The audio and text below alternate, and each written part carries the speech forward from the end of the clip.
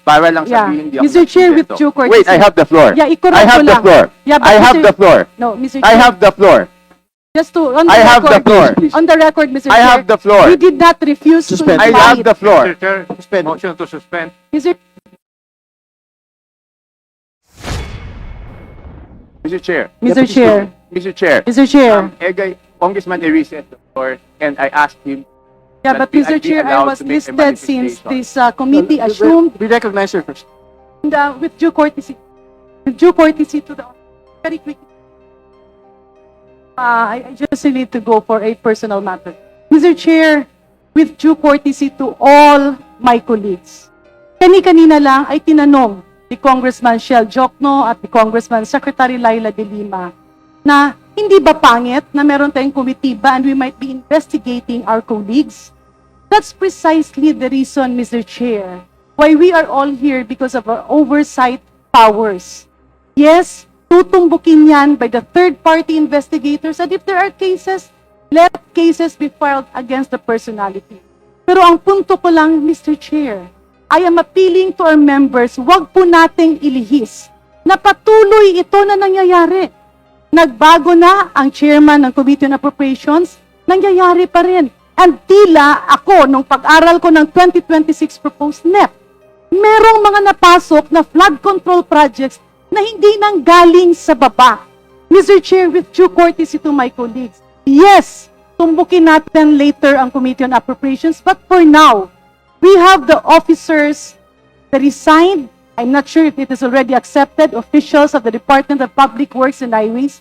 We need to know paano ito nangyayari. And also, Mr. Chair, if I move forward, the intent of this committee is to exercise of oversight powers to put in and instill measures para hindi na maulit. Instead of focusing on a single situation, as reiterated, as conveyed by my very good friend, Congressman Ungab, baka pwedeng, we can invite them. We can invite a colleague who is not a member of the four committees. So the former chairman of the Committee on Appropriation is not a member of all the committees here. Eh, pwede naman niyang imbitahin. Why do we have to put on motion? Let us not make the investigation personal. Let us all work together so that in the 2026 budget, while we are ongoing the deliberation, let us identify yung mga singit na flood control projects. Yung mga cat's eye na nandiyan pa rin at hindi pa rin natatanggal. Let us do our job by putting a permanent seal to to all these anomalous things. With that, Mr. Chair, may I appeal to my colleagues? Yes, let's invite the personalities mentioned. Let's do away with motions and divisions of the House because we are losing focus. Balikan natin, ano bang iniimbestiga natin? Na mapunta ang pera ng taong bayan sa tamang proyekto, na mapuntahan ang investigasyon sa dapat na mga baguhin, that we have a new secretary, that we will be helping him, maybe put everything in place, all the safety measures, at yung mga admin orders, executive orders na nandiyan dyan, tanggalin na natin while we are all here. So again, Mr. Chair, may I repeat my appeal? The focus of our investigation is to nip the bud, putulin ang ugat para hindi na ulit tumubo. And with that, Mr. Chair, let's move forward to the interpellators that have signified their intention to ask questions.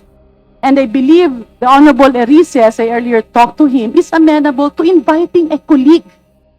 Kung hindi dumating, then let's discuss that. But is that the solution? Because any member of Congress will change. Any committee chairman will change. But if the root of the cause of all of this will not be lit, paulit-ulit pa rin itong mangyayari. Thank you. Congressman Chanco, then Congresswoman. Mr. Chair, yun na nga ang problema, no? Nung unang ginawa to, I was against it. How can we investigate ourselves? That is the primary question. So kung isang congressman, sabi nyo kanina, kahit sino masagasaan, wala tayong sasantuhin, kahit congressman, kahit senador. Eh kung ang congressman hindi pa pwedeng maging resource person at hindi natin pwedeng pa-testify under oath, eh di ibig sabihin sa usapang to, exempted ang congressman. So, paano tayo mag-iimbestiga? Paano tayo? Number one. Number two, Mr. Chair, here is the USB. Sinasabi, paano nagkaroon ng insert? Under the name of Congressman Saldico, ang insertion sa BICAM as proponent siya is 13,803,693,000.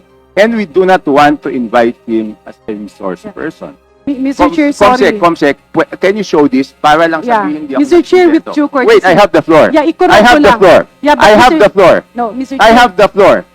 Just to, on the I have the record, floor. On the record, Mr. I Chair. have the floor. We did not refuse Suspend. to I invite. have the floor. Mr. Chair, Suspend. motion to suspend. Mr.